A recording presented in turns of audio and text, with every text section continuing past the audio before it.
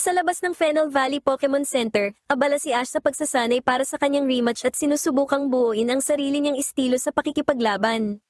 Nagsasanay sina Pikachu, Corphish, Sceptile, at Apom sa pamamagitan ng pag-atake sa mga bowling pin. Samantala, nasasabik naman si Brock na maghanda ng almusal kasama si Nurse Joy. Naputol ang kanyang pagmumuni-muni nang makarinig siya ng isang kalabog at ng iyak ni Chansey. Nagmamadali siyang pumunta sa kusina at nakita niya si Nurse Joy na walang malay sa lapag at namumula ang mukha. Dinala si Nurse Joy sa isang bakanting silid at inihiga sa kama, habang inanunsyo ni Professor Oak sa lahat na may trangkaso ito. Idinagdag ni Max na malamang na idinulot ito ng dagdag na stress mula sa mga naging laban ni Ash at May. Iminungkahi ng professor na magpahinga muna si Nurse Joy, kahit alam nilang tapat ito sa kanyang trabaho.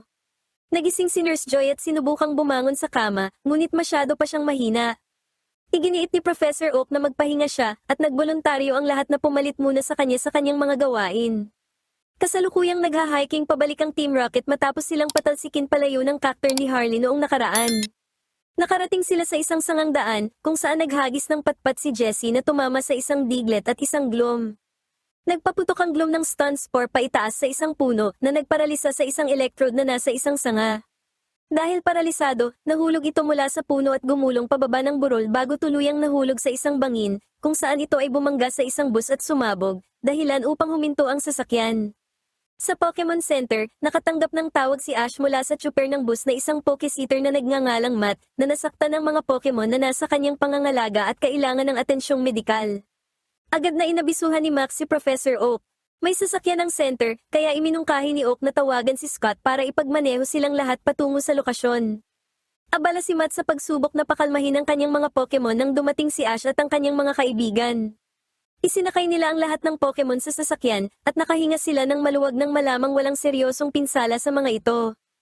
Ikinabit naman ni Scott ang nasirang bus sa kanilang sasakyan. Nanunood ang Team Rocket mula sa itaas ng bangin at nakapagdesisyon na nakawin ang mga Pokemon upang paibolbi ng mga ito at idagdag sa kanilang grupo. Tumakbo papalayo ang pinakahuli sa mga Pokemon ni Matt na si Bagon, matapos nitong manood sa paglipad ni Firo at Butterfree. Hinabol ni Matt at Ash si Bagon habang ang lahat naman ay bumalik na sa Pokemon Center. Tumalon si Bagon mula sa isang bato sa pagtatangkang lumipad, ngunit bumagsak lamang ito sa lupa. Nang sinubukang tulungan ito ni Ash na tumayo, umatake si Bagon gamit ang headbutt bago muling tumakbo papalayo. Pagbalik sa Pokemon Center, pinakain ni Max sina Whismur at Makuhita. Umiyak si Whismur kaya hinaplos ito ni Max na nagpakalma rito at nag-udyok dito upang kumain. Nakipaglaro si May kina Swinub at Sidat ng pasahan ng bola, ngunit napansin niya ang isang Larvitar na nagtatago mula sa kanya. Hinawakan ito ni May na nagpakaba sa Larvitar, dahilan upang umatake ito gamit ang Sandstorm na nagtulak kay May.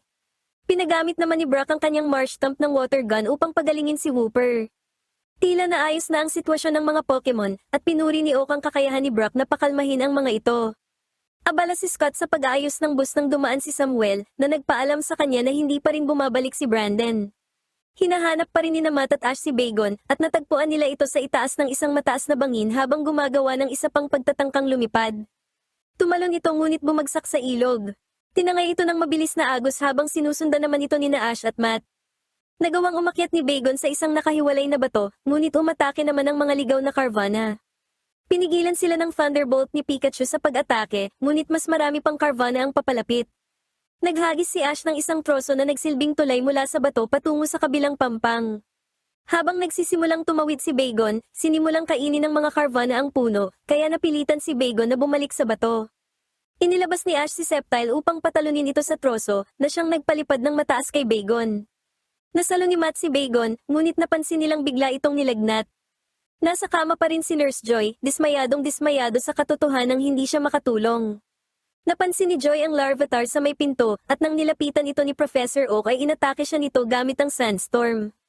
Ipinagbigay alam ni Max kay Oak ang tungkol sa kalagayan ni Bagon habang nagmamadaling pumasok sina Ash at Matt bitbit si Bagon sa isang stretcher. Agad dinala ni Brock at Oak si Bagon sa emergency room upang gamutin ito.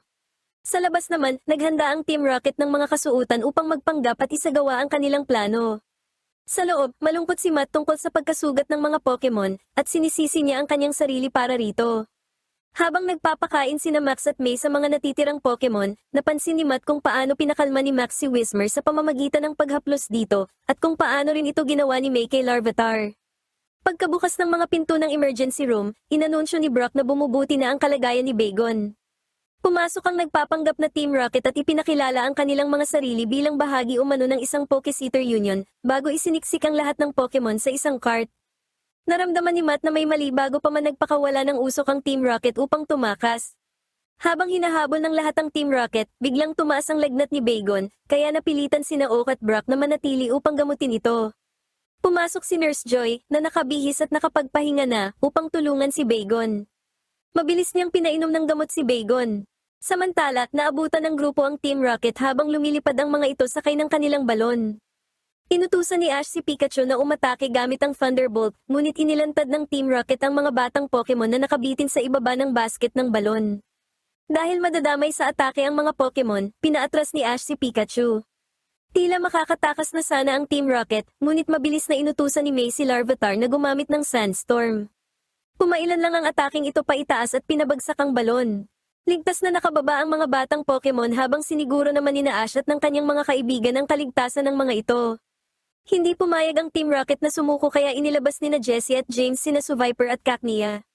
Ngayong nailigtas na nila ang mga Pokemon, inutusan na ni Ash si Pikachu na atakihin ang Team Rocket gamit ang Volt Tackle, na tuluyang nagpatalsik sa mga ito palayo. Nang makabalik sina Ash at ang kanyang mga kaibigan sa Pokemon Center, ipinagbigay alam ni Brock sa kanila na bumaba na ang lagnat ni Bagon. Kinaumagahan, dumating si Scott dala ang bus na naayos na. Nagpasalamat si Matt sa grupo bago siya at ang mga Pokemon ay tuluyang umalis. Dumating si Samuel at ipinagbigay alam na natagpuan na ni Brandon ang Pokemon na hinahanap nito, at ito ay pabalik na para sa rematch. Nalalapit na ang huling hakbang ni Ash sa Battle Frontier habang ang kanyang grupo ay nasa labas ng Fennel Valley Pokemon Center. Nang maghahanda na silang umalis, lumabas si Professor Oak mula sa gusali at inabutan niya si Ash ng isang Pokeball. Inihagis ni Ash ang Pokeball at lumabas si Bulbasaur, ang kanyang dating kasama mula sa rehiyon ng Kanto. Tumakbo si Pikachu palapit kay Bulbasaur at masaya silang nagkamustahan. Ang misteryosong Squirtle ng Pilyong Squirtle Squad ay nakasakay sa motorsiklo ni Officer Jenny habang mabilis silang patungo kina Ash. Muling nagkita-kita at nagkamustahan sina Squirtle, Bulbasaur, at Pikachu, ang dating magkakagrupo. Muli na namang nahulog ang loob ni Brock sa ganda ni Jenny, ngunit natigil ang kanyang pagpapantasya nang hilahin ni Max ang kanyang tenga. Pagkalipas ng ilang segundo, nakita naman nila si Charizard na lumilipad palapit sa kanilang kinaroroonan. Sinalubong ni Ash si Charizard nang may bukas na mga braso ngunit binati siya nito gamit ang isang malakas na flamethrower. Inilabas ni May ang kanyang Squirtle at nang bumukas ang Pokeball, gumamit ang Squirtle ni Ash ng water gun upang panatilihing nakalutang sa hangin ang Squirtle ni May. Nang humupa ang tubig, nagsimulang magsayawan ang dalawa. Mas matangkad ang Squirtle ni Ash kumpara sa turtle Pokemon ni May na may hindi pangkaraniwang liit. Habang naglalaro ang dalawa, inabot ni Brock kay Ash ang kanyang pinagkakatiwalaang backpack. Binigyan ni Nurse Joy si Ash ng baon na homemade cookies at ipinaghanda na ni Ash ang kanyang mga Pokemon para sa paglalakbay paakyat ng bundok upang magsanay para sa kanyang rematch sa Battle Pyramid. Tiniyak ni Charizard kay Ash na handa na siya sa pamamagitan ng panununog kina Ash, Pikachu, Squirtle, at Bulbasaur gamit ang isa na namang buga ng kanyang flamethrower. Habang naglalakad, nakakita ang grupo ni Ash ng mga trosong nakaharang sa daanan. Ginamit ni Charizard ang kanyang lakas upang ihagis ang mga troso sa hangin habang gumamit naman si Bulbasaur ng Razor Leaf upang hiwain ang mga ito ng mas maiksi, at sinalo ito ng mga Pokemon ni Ash. Matapos matagumpay na mapaikli ang lahat ng troso, inayos nila ang mga ito sa hugis na parisukat. Gumamit si Squirtle ng Rapid Spin upang lumikha ng ihip ng hangin habang gumamit naman si Bulbasaur ng Vine Whip at si Pikachu ng Quick Attack upang kolektahin ang mga hinangin ng mga dahon at ilagay ito sa loob ng ginawang kahon. Pagkatapos nilang gawin ito, nabuo ang isang malambot na higaan mula sa mga dahon at troso. Malakas na humiga si Charizard sa loob ng kahon na naging dahilan upang kumalat na naman ang mga dahon sa hangin. Nagalit si Squirtle at nagpakawala ng water gun na direktang tumama sa noo ni Charizard. Tumayo si Charizard upang harapin si Squirtle. Inatake ni Bulbasaur si Charizard gamit ang Vine Whip, ngunit umiwas ito kaya si Pikachu ang tinamaan. Inatake ni Pikachu si Charizard gamit ang Iron Tail. Nang subukang pigilan ni Ash ang away, sila ni Pikachu ay tinamaan ng flamethrower ni Charizard. Sa galit ay nagpakawala si Pikachu ng Thunderbolt na kumuryente kina Ash, Bulbasaur, Squirtle, at Charizard. Nagpatuloy ang grupo sa paglalakad at kinalaunan ay nakarating sa isang malaking puno. Lumipad si Charizard sa kalangitan habang kumikinang ng maliwanag ang kanyang mga pakpak at napagtanto ni Ash na ito ay ang ataking Steel Wing. Bumulusok pababa si Charizard paikot sa puno upang putulin at palaglagin ang mga prutas. Ginamit ni Squirtle ang kanyang water gun upang panatilihing nakalutang ang mga prutas sa hangin habang gumamit sina Pikachu at Bulbasaur ng Quick Attack at Vine Whip upang saluhin ang mga ito sa pagkahulog. Sumapit na ang takip silim kaya naghanda na si Ash ng apoy para sa gabi. Ginamit ni Charizard ang kanyang flamethrower upang sindihan ang apoy ngunit sobrang lakas nito kaya agad na natupok ang mga kahoy. Pinalitan ni Ash ang mga panggatong at gumamit na si Charizard ng mas mahinang flamethrower upang sindihan ang apoy. Sumapit na ang gabi kay Ash at sa kanyang mga Pokemon habang ang apoy ay kumikinang at kumikislap sa ilalim ng madilim na kalangitan. Inalala ni Ash ang kanilang unang pagkikita ni Pikachu, pati na rin ni Bulbasaur, Charizard, at Squirtle. Sumapit ang umaga para sa grupo at nagpatuloy ang kanilang pagsasanay sa buong araw. Dinudurog ni Bulbasaur ang mga bato gamit ang kanyang Vine Whip, sinasanay ni Squirtle ang kanyang Rapid Spin, at muling ipinapakita ni Charizard ang kanyang attacking Steel Wing. Naging maayos ang maghapon ng grupo kung saan ang lahat ay nagtampisaw sa isang maliit na lawa. Gayunpaman, nagkaroon na naman ng away kaya nakuryente na naman ni Pikachu si Ash at ang buong grupo. Nagtapos muli ang araw habang ang lahat ay nakaupo sa paligid ng isang kumikinang na apoy. Sa malapit, nagpaplano na naman ang Team Rocket na nakawin si Pikachu. Pagkalipas ng ilang segundo, may dumating na isang sasakyan na nagtitinda ng pagkain kaya nilapitan ito ni Ash upang bumili. Nagpakilala ang dalawa bilang mga nagtitinda ng ramen para sa mga manlalakbay. Ganun pa man, sinabi ng dalawang nagtitinda na nasira ang kanilang baterya na ginagamit pang luto, kaya kailangan nila ng isang electric Pokemon. Pinahiram ni Ash si Pikachu, ngunit biglang pinaharurot ng dalawang nagtitinda ang kanilang sasakyan at ibinunyeg na sila ay ang Team Rocket. Kinalaunan ay lumipat sa kanilang balon ng Team Rocket na gawa sa isang uri ng bakal. Lumipad si Ash sa kalangitan kasama si Charizard. Sinubukan ni Bulbasaur na pigilan ang pagtakas ng grupo sa pamamagitan ng sunod-sunod na Razor Leaf, ngunit tumalbog lamang ang atake sa bakal na balon. Nagpakawala si Charizard ng kanyang flamethrower, ngunit inabsorb lamang ng bakal ang init. Agad namang gumamit si Squirtle ng water gun na napatunayan ding hindi epektibo. Ipinagpatuloy ng dalawang Pokemon ang pagpapainit at pagpapalamig sa bakal na unti-unting nagpahina rito sa bawat atake. Nagsimula nang magkaroon ng lamat ang bakal at nang patamaan ito ni Bulbasaur ng Razor Leaf, tuluyang bumagsak ang balon sa lupa. Nagpakawala sina Pikachu, Squirtle, Bulbasaur, at Charizard ng kombinasyon ng mga ataking electric, water, grass, at fire na direktang tumama at nagpatalsik sa Team Rocket paitaas sa kalangitan.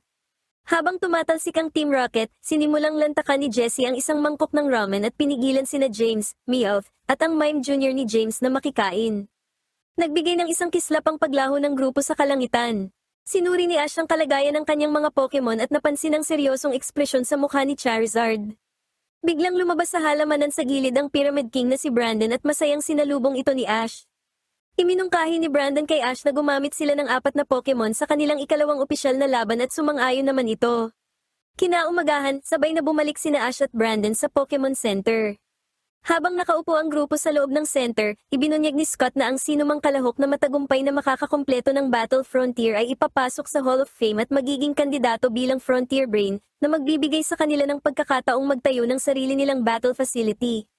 Nang tanungin kung paano niya nalalaman ang lahat ng impormasyong ito, ginulat niya ang grupo nang ipakilala niya ang kanyang sarili bilang ang mismong may-ari ng Battle Frontier. Nang sumapit ang oras ng laban at pumwesto na sina Ash at Brandon sa battlefield, bumukas ang bubong ng Battle Pyramid. Inilabas ni Brandon ang kanyang Dusclops habang pinili naman ni Ash si Charizard bilang panimula. Sinimulan ni Charizard ang laban gamit ang kanyang flamethrower habang kinontra naman ito ni Dusclops gamit ang Will-O-Wisp.